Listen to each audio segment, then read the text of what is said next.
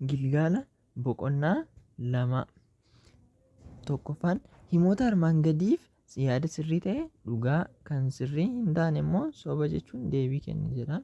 Tokkoffaan meeshaan hanga safaruuf fayyadu kiiloogiraama jedhama. Asitti kiiloogiraama qubee dogoggora barraa kiiloogiraama jedhama.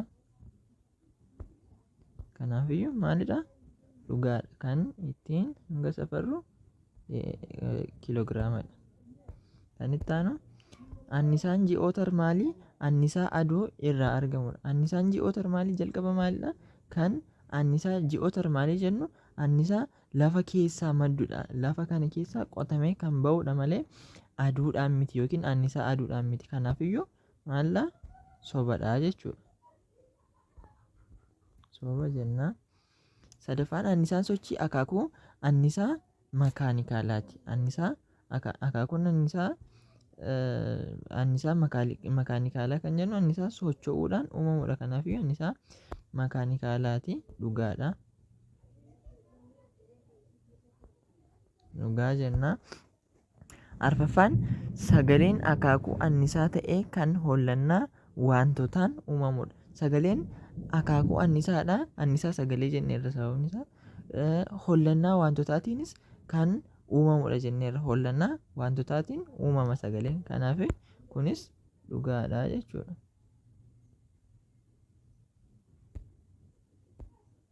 Shanaffaa hollannaan adda addaa sagalee wal fakkaataa uumuu danda'a. Hollannaan adda addaa sagalee wal fakkaataa uumuu danda'a.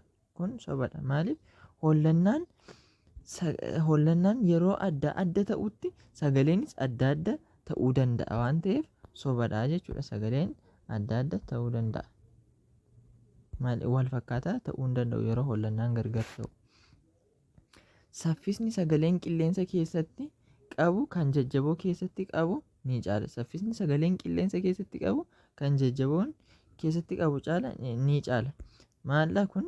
Sobadha. Maaliif soba jennaa? Kan annisaan jajjaboo keessa kan dhangala'oo fi kan qilleensa keessa caalaa kan jajjaboo keessa ariifatee deema. Maaliif?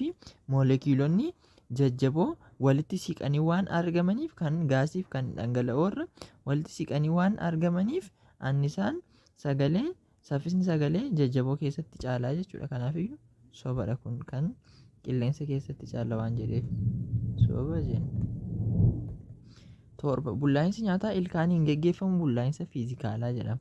Bullaa'insi nyaataa ilkaaniin geggeeffamu bullaa'insa fiizikaalaa jedhama. Maaliif? Ilkaan keenyaan caccabsinee nyaanna waan ta'eef akkuma yeroo darbee baranne bullaa'insa maali jedhama? Bullaa'insa fiizikaalaa jedhama. Kun dhugaadha jechuudha. 8ffaa nyaata irraa annisaa argachuuf bullaa'insi dirqama barbaachisaa miti. Annisaa argachuudhaaf nyaata tokko erga nyaanneen booda nyaanne sanarraa annisaa argachuuf nyaanni sun dirqama bullaa'uu qaba. Osoo hin bullaa'in nyaatni qaama keenyaaf faayidaa kennuu hin qabu. Kanaafiyyuu dirqama barbaachisaa miti jedha. Kun immoo maalidha? Sobadha jechuudha. Nyaanni dirqama nu barbaachisa. Dirqama bullaa'uu qaba jechuudha. 9 tiruun inzaayimoota bullaa'insa soorataaf oolan maddisiisa. Bullaa'insa soorataaf kan oolan tiruun inzaayimoota ni maddisiisa jenneerra dhugaadha jechuudha kun.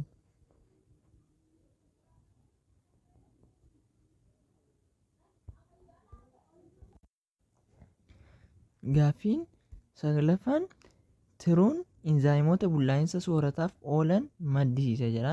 Tiruun maal maddisiisa jennee baranne? Tiruun inzaayimii utuu hin ta'in hadhooftuu maddisiisa. Hadhooftuun immoo inzaayimii hin qabu. Kanaafiyyuu inzaayimii waan hin qabneef bullaa'insa soorataaf kan fayyadu kan tiruun maddisiisu hadhooftuudha waan ta'eef sobadha jechuudha. Inzaayimii hin qabu hadhooftuun. Soba. Kan itti aanu ibsa toora A jala jiraniif caasaa toora B jala jiran walitti firoomsii. Irratti gaaffiin tokkoffaa nyaata gara garaachaa geessa. Maaltu gara garaachaa geessa? Nyaata kan gara garaachaa geessu as keessaa garaacha ofuma isaa garaachatti deema waan ta'eef garaacha miti. ilkaan gara garaachaatti hin geessu, ni bulleessa malee esofaagasiin gara garaachaatti ni geessa jechuudha. Gara garaachaatti kan nyaata geessu esofaagasiidha jechuudha. Kanaafiyyuu deebiinsaa caadha. Nyaanni afaan keessatti akka jiidhu taasisa. Afaan keenya keessatti nyaatni akka jiidhu kan nuuf taasisu maalidha? Hancufadha jechuudha. Jiisee akka jiidhu nuuf taasisa daadha jechuudha. Nyaanni nyaata caccabsuu fi daakuuf fayyada. Nyaata caccabsuuf daakuuf kan fayyadu maalidha? Ilkaanidha jechuudha. Ilkaan afaan keenya keessatti nyaata caccabsuuf daakuuf fayyada. Baa jenna. Arfaffaa nyaata gara kaayimiitti jijjiira.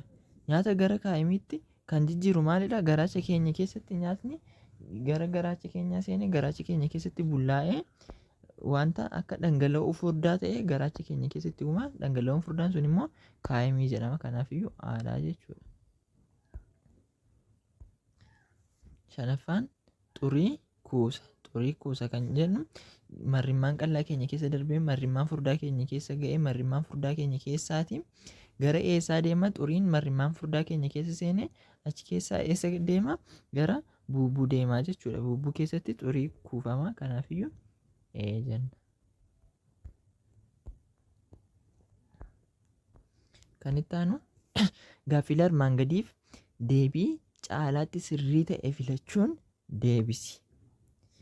Deebii sirrii ta'etu hin ta'in deebii caalaatti sirrii ta'e filadhu jedha. Kan ilaallu tokkoffaan yuunitiin waaltaawaa yeroo safaruuf fayyadu kami? Yuunitiin waaltaawaa yeroo kan ittiin safarru maalidha jennee ture? Yeroo safaruuf kan nu fayyadu maalidha? Meetirri dheerina safara yeroon safaru, sekondiin yeroo safara. Kanaafuu deebiinsa sekondiidha jechuudha. Deebiinsa sekondiidha. Keelviiniin tempereechara safaraa, kiiloogiraamni hanga safara. Lammaffaa qaama fiizikaalaa bu'uuraa fageenya qabxiilee lamaan gidduu jiru ibsu kami? Qaama fiizikaalaa bu'uuraa ta'e fageenya qabxiilee lama gidduu jiru ibsu kami? Qabxiilee lama jechuun fageenya wanta tokkoo fi wanta kan biraa gidduu jiru kan ibsudha jechuudha. Qabxiilee lama gidduu kan jiru kan ibsu hangi ulfaatina safaraa, yeroon sa'aatii safaraa, tempereecharri, ho'inaa fi qorrina safaraa. Dheerinni garuu qabxii wanta adda addaa lama gidduu jiru safaruuf nu fayyada jechuudha. Kanaafuu deebiinsaa maalidha? Dheerinadha jechuudha. Deebiinsaa dheerinadha. Sadaffaa akaakuu annisaa keessaa kan nyaata keessatti argamu kami? A. Annisaa elektirikii, B. Annisaa makaanikaalaa, C. Annisaa keemikaalaa, D. Annisaa ifaa. Kan gaafatamne maali? Akaakuu annisaa keessaa kan nyaata keessatti argamu jedha. Nyaata keessatti kan argamu kamidha? Annisaan elektirikii nyaata keessatti hin argamaa? Nyaata keessatti hin argamu. Annisaan makaanikaalaas nyaata keessatti hin argamu. Keemikaalli garuu annisaa akaakuu annisaa qaama keenya keessatti yookiin nyaata keessatti kan argamudha jechuudha. Annisaan ifaa aduudha. Kanaafuu deebiinsaa maalidha? C. Annisaa keemikaalaadha jechuudha. 4. Annisaa haftee lubbu qabeeyyii irraa argamu maali? Haftee lubbu qabeeyyii irraa kan argamu maalidha? Haftee lubbu qabeeyyii jechuun xurii qaama lubbu qabeeyyii keessaa ba'u irraa kan argamu jechuudha. Kan xurii lubbu qabeeyyii keessaa ba'ee faayidaa kennuu danda'u, annisaa kennuu kan danda'u maalidha? Annisaa sagalee miti. Annisaa baayoomaasiidha. Annisaan baayoomaasii xurii lubbu qabeeyyii keessaa ba'u irraa oomishamuun madda annisaa ta'a jechuudha. Annisaa makaanikaalaas miti, deebii hin kennamnes miti. Annisaa baayoomaasiidha jechuudha. Madda annisaa soolaarii kan ta'e kami? Madda annisaa soolaarii kan ta'e kamidha? Addeessa, aduu, urjii, duumessa jedha. Kana keessa maalidha? Madda annisaa soolaarii kan ta'e aduudha jechuudha. Akkuma beekamu aduudha. 6ffaan aduu irraa akaakuun annisaa argamu kami? Aduu irraa akaakuu annisaa hin argannu maalidha? Aduu irraa sagaleen aduu irraa hin argamu. Ifa, ho'a, ifaaf ho'i ifa aduu irraa hin arganna, ho'as aduu irraa hin arganna. Kanaafuu maalidha? Deebiin kan Daarra jiru deebii baa fi caan deebiidha jedhudha jechuudha. Baa fi caan deebiidha. Torbaffaa faayidaa annisaa kan ta'e kami? Faayidaa annisaa kan ta'e kami? A. Ho'a mana keessaaf. B. Humna ibsaaf oolu. C. Madda annisaa meeshaa elektirooniksiif. D. Hunduu deebiidha. Ho'a mana keenya keessatti ho'a argachuudhaaf faayidaa annisaan nu gargaara. Faayidaa annisaadha. Humna ibsaaf meeshaalee elektirooniksii adda addaa fi faayidaa annisaadha jechuudha. Kan mana keenya keessatti kan nu laachuu danda'u faayidaa annisaadha jechuudha. Kanaafuu deebiin hunduu deebiidha kan jedhudha. 8. Isaan armaan gadii keessaa kamtu sagalee haala gaariin of keessa dabarsa? Sagalee haala gaariin kan of keessa dabarsu kamidha? Sagalee hundi isaanii hin dabarsu of keessa. Sagalee bishaan keessa hin darbaa, qilleensa keessa hin darbaa, sibiila keessa hin darbaa, zayita keessa hin dabarsa.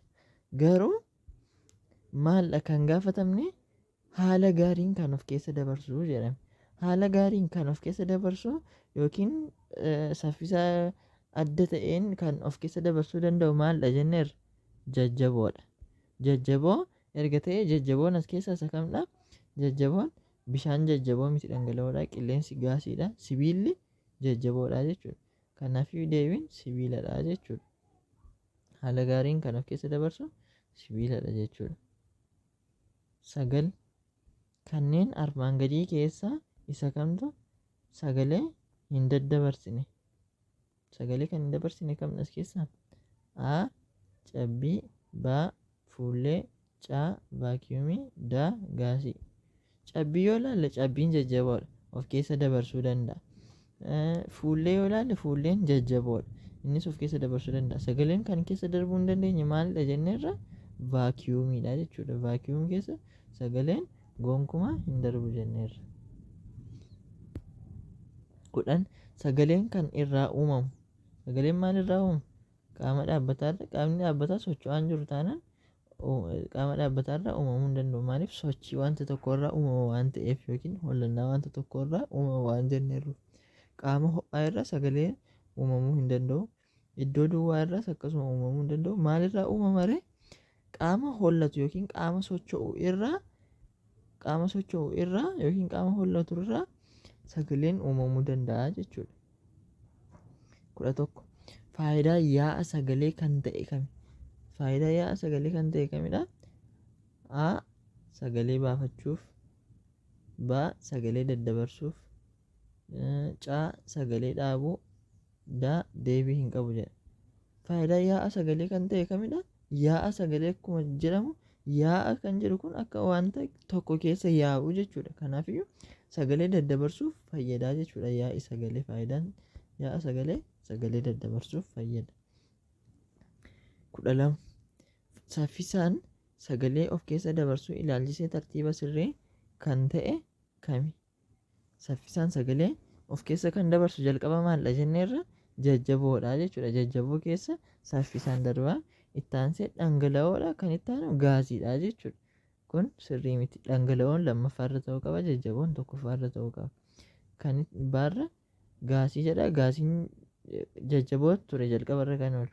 Garuu asii gaasii jedhee baanis gaasii jalqabarra godhe gaasiin dhumarra ta'uu qaba ture. Caan dhangala'oo jalqabarra godhe gaasii jajjaboo ta'uu qaba ture. Daa yeroo laallu immoo jajjaboo dura kaa'eera jechuudha. Itti aansee dhangala'oodha. Dhumarratti gaasiidha. Kanaafuu deebiinsa daadhaa jechuudha.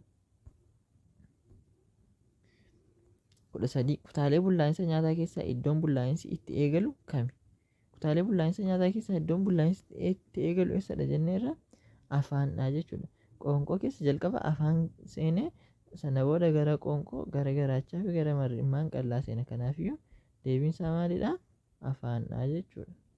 Afaan keessatti eegala. 14. Nyaanni boca kubbaa fakkaatu qabu adeemsa bakka duwwaa jedhamuun gara garaachaatti darba. A. Dhabamsiisuu. Dhabamsiisuudhaan nyaanni boca kubbaa qabu kun afaan gara garaachaatti hin darbu mala dhabamsiisuu jedhamuun. Xuuxama kan jedhamuunis hin darbu. Dhabamsiisuu kan jedhamu yoo qaama keenya keessaa gara alaatti kan ba'u ta'edha. Xuuxama kan jedhamu immoo nyaanni bullaa'e yeroo itti gara dhiiga keenyaatti dabalamudha jechuudha karaa marrimmaan qallaa. Alanfachuu jechuun afaan keenya keessatti kan alanfannudha. Kanaafuu kana ta'uu hin danda'u. Peeristaalsiisiin maalla jenneerra adeemsa nyaanni boca kubbaa qabu fakkaatu kan ittiin gara garaachaatti darbudha jechuudha. Innis peeristaalsiisii jedhama. Peeristaalsiisii jedhama. 15 caasaalee bullaa'insa nyaataa keessaa nyaata sa'aatii 4 hanga 6 kan kuusu kami? Sa'aatii 4 hanga 6 qaama keenya keessa nyaata kuusuu kan danda'u maalidha? Marrimmaan qallaa miti, marrimmaan furdaa miti, esofaagasii miti, maalidha?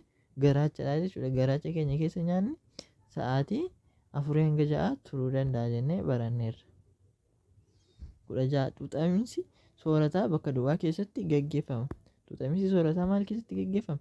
Afaan keessatti hin gaggeeffamu. Afaan keessatti hin bullaa'a malee hin gaggeeffamu xuuxaminsi nyaataa. Marrimmaan furdaa keessatti xuuxaminsa nyaataatu hin ta'in nyaata xurii nyaataatu marrimmaan furdaa keessatti kuufama. Kanaafuu deebiin maalidha? Marrimmaan qallaadha jechuudha. Marrimmaan qallaa keessatti xuuxaminsa nyaataatu raawwata. 17 kanneen armaan gadii keessaa hadhooftuu kan maddisiisu kami? Hadhooftuu kan maddisiisu maalidha jenneerra? A. Rajiijii. Rajiijiin hadhooftuu maddisiisu, kaleenis hin maddisiisu, sombis hin maddisiisu. Maaltu maddisiisa?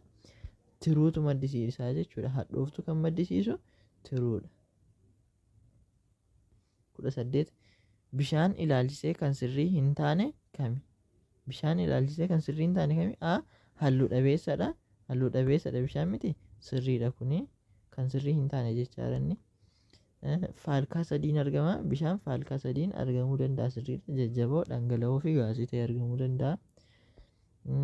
Kutaa lafaa parsantaa 25 yookiin dhibbantaa 25 qabata jedha. Bishaan parsantaa 25 qabata. Bishaan parsantii 75 qabata malee 25 miti. Kutaa lafaa keessaa parsantii 75 qabata malee 25 miti. Kanaafuu caan sirrii miti jechuudha. Nafa keessa hedduudha. Qaama keenya keessa hedduudha. Kun dhugaadha. Kan sirrii hin taane waan gaafateef maal dharee deebiinsa? Caa kutaa lafaa keessaa parsantaa 25 qabata isa jedhudha jechuudha kan sirrii hin taane. 19 faayidaa bishaanii kan ta'e kami? Faayidaan bishaanii kan ta'e kami? Qabiyyee hancufaa keessaa ijoodha. Faayidaa bishaanii qabiyyeen hancufaa bishaan baay'eedha. Hancufaa keessa waan ta'eef qabiyyee hancufaa keessaa isa ijoodha. Sirriidha kuni. Faayidaa bishaanii gaafataa jira. Tempireecharii nafaa akka hin tasgabboofne taasisa. Tempireecharii nafaa akka hin tasgabboofne taasisatu hin ta'in tasgabbaa'ee akka taa'uu taasisa malee akka hin tasgabboofne hin taasisu. Kanaafiyyuu kun sirrii miti jechuudha. Caa bullaa'insa keessatti gahee hin qabu. Bullaa'insa keessatti gahee qaba. Bishaan gahee guddaa qaba bullaa'insa keessatti. Nyaanni dafee akka bullaa'u gochuu keessatti gahee qaba. Gogiinsaan bobbaa akka uumamu taasisa. Gogiinsi bobbaa akka uumamu taasisatu hin ta'in akka hin uumamne taasisa. Kanaafuu sobaadha. Deebiinsa aarra kan jiru qabiyyee hancufaa keessaa isa ijoodha isa jedhudha jechuudha. 20 marrimmaan qallaa keessatti coomaaf zayita cicciruun bakka duwwaa jedhama. Marrimmaan qallaa keessatti coomaaf zayita cicciruun maal jedhama? Nyaachuu. Coomaaf zayita cicciruun nyaachuu hin jedhamu. Kuusuus hin jedhamu. Immalsifeessuu fi dhabamsiisuu. Dhabamsiisuun waan biraadha. Kan coomaaf zayita cicciruu keessatti dhabamsiisuutu hin ta'in maalidha jennee baranneerra? Immalsifeessuudha jechuudha. Caa immalsifeessuu seerudha. Immalsifeessuu jechuun adeemsa coomaaf zayitni marrimmaan qallaa keessatti ittiin cicciramudha jechuudha. Kanaafuu deebiin caadha. 21 nyaanni boca kubbaa fakkaatu akka qabaatu kan taasisu kami? A. Arraba. B. Qoonqoo. C. Ilkaan. D. Esofaagasii. Boca kubbaa fakkaatu akka qabaatu kan taasisu maalidha nyaanni? Arrabadha jechuudha. Arraba keenya keessatti boca kubbaa fakkaatu qabaatee akka gara esofaagasii keenyaatti darbu kan taasisu arrabadha jechuudha. Kanaafuu A ta'a jechuudha deebiinsa. Afur gaaffilee itti aananiif deebii gabaabaa kenni. Tokko hiika kanneen armaan gadii kenni. A safara, B yeroo, C hanga jedha. Hiika isaanii kenninaa jechuudha. Safarri maaldha jenneerra? Safarri wanta hammisaa hin beekamne tokko wanta hammisaa beekamu wajjin wal bira qabuun ilaaluu jechuudha. Wanta hammisaa hin beekamne tokko wanta hammisaa beekamu waliin wal bira qabanii ilaaluu yookiin safaruu jechuudha. B yeroo. Yeroon maal safaruuf gargaara? Yeroon hamma turtii wanta tokko safaruuf nu gargaara jechuudha.